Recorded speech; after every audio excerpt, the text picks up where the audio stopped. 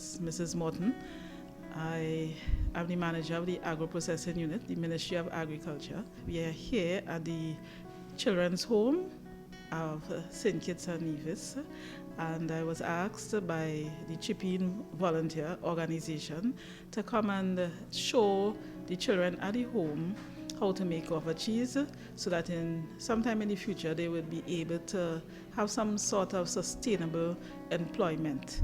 The process for making Guava-Cheese is pretty simple, but there are some techniques in order to ensure that it sets properly. First of all, we use local guava. The local guava is really good. It's high in pectin.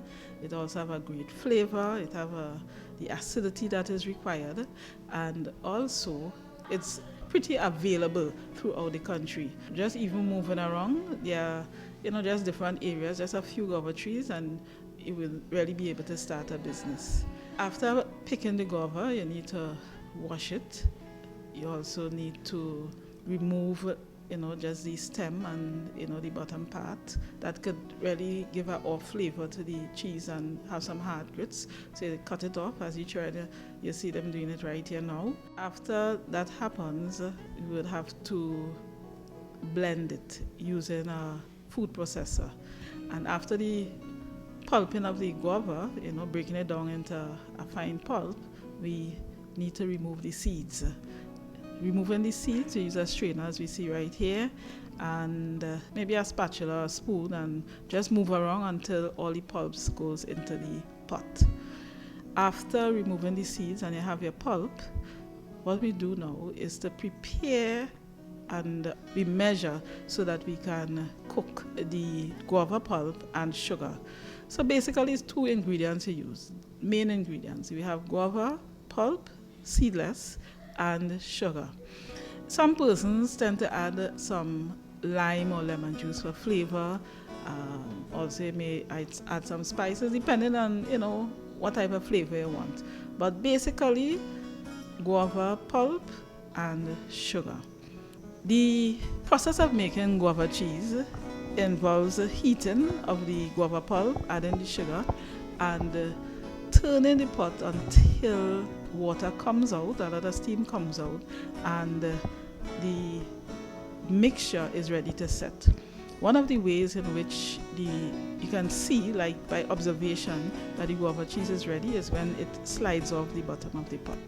Every cup of guava pulp, you use 1 cup of sugar.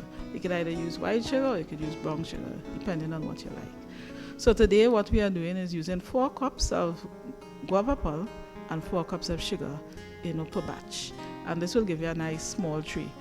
So when this is measured properly, it goes onto the stove, warm up the guava pulp first, and then you add your sugar.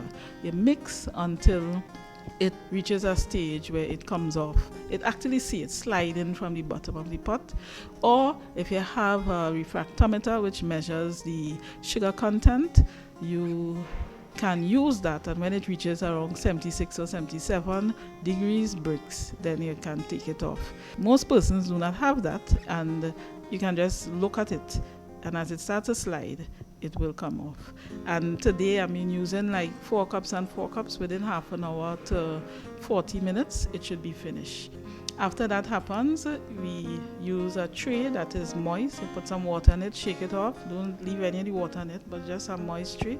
And you turn over your finished guava cheese onto the tray and spread it out. And then within a few hours, it should be able to set. After it has set, you will cut it up, and you could leave it like that, or you could sugar it, so that it wouldn't stick on each other. And then you bag it, label it, and it's ready for sale.